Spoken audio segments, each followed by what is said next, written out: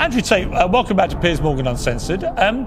Your take on this, I think, is quite interesting because you've been a victim of being moved from social media platforms for your opinions. Elon Musk has dedicated himself, he says, to restoring free speech. Do you think that's going to include you, for example?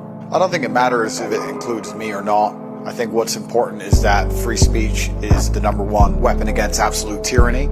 And although you cannot have complete free speech because then conversations completely break down into asinine insult fests, I do like the idea of the changing of the guard when it comes to control over information. What happens is when you censor an entire side of the argument and only allowed one side of the argument to have a voice, you are changing reality in real time. You are shaping the world. The only reason that scam continued as long as it did, and the only reason people didn't get to see their own parents get buried, and the only reason people sat and missed cancer appointments because they were scared of the common cold was because they were censoring anybody who said anything contrary to the purported version of events that the mainstream media decided they want the entire world to swallow. I've read enough history books to know that the people who do the censoring are never the good guys. And they've been censoring a lot of arguments for a very long time in the name of good. They are weaponizing virtue, and it's always in the name of tyranny. Anybody who is out here trying to silence an entire side of an argument on any subject, whether it's COVID-19, immigration, anything else, they are the evil people who are out for absolute mind control of the populace. Well, I certainly agree. And that's the key to life. When you reach that level of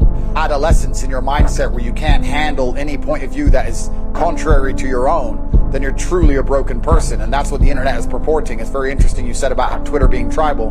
There's a large contingent of people on Twitter who simply cannot handle reading an opinion which differs from their own. And that is a degree of immaturity that we do not need adults to be functioning with in the modern world. No, I agree. For Elon Musk, this idea of charging $8 now a month to access the blue tick, do you do that? Would you pay the extra?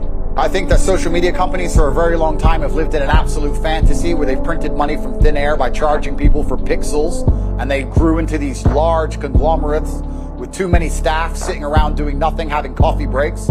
And Elon Musk is a businessman. He's walked into the office and he's firing a bunch of people who are messing around doing nothing, and he wants his business to make money, as it absolutely should. And how he decides that happens is his prerogative. I don't see why we should sit and accept that a website needs 200,000 people sitting around discussing in long meetings, sitting on beanbags about policy of human rights of some garbage, when he's come along and said, no, I'm a businessman. We're going to charge for our service. We're going to reduce the number of staff. We're going to be a functional, coherent company, as they should be. And it's his prerogative to do it, as he's bought the company. I think he can do whatever he wants. I remember the appalling censorship of the New York Post exclusive about Hunter Biden, the son of the president, about his laptop. This is 3 weeks before the election that Joe Biden won. He was heading, to a possible victory, but it was tight. And that story, they reckon, could have tipped it either way. But it was completely suppressed and censored, starting with Twitter, then Facebook, then others. Twitter literally locked out the New York Post account for 2 weeks for breaking a completely true story. And I thought that was shameful. It's worse than shameful. When you control information, you control the real world. They affect the real world in real time. They are genuinely affecting the reality people live in. They are not just a company. They're not just a social media platform. It affects absolutely every single person on the planet when it changes who is elected. I don't want to comment specifically on Hunter Biden or the laptop. I would never kill myself.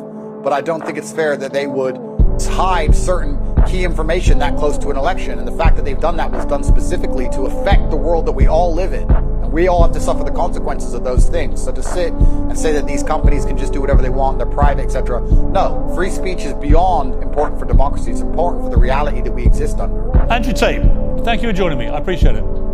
Thank you, friend.